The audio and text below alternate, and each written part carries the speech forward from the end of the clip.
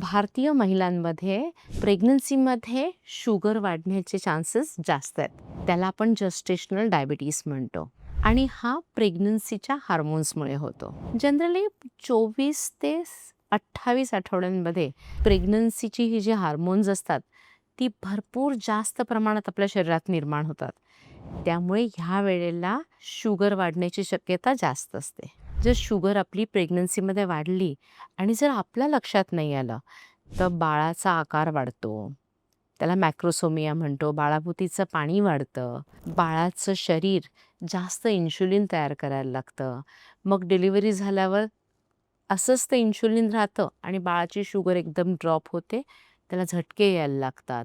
त्यामुळे बाळाला रिस्कमधून वाचवण्यासाठी आपल्याला आपली शुगर नॉर्मल आहे का हे बघणं फार गरजेचं असतं.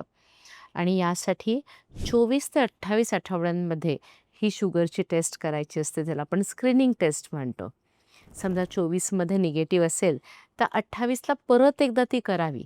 म्हणजे जर उशिरा सुरुवात झाली असेल तर आपल्या पटकन लक्षात येऊ शकतं.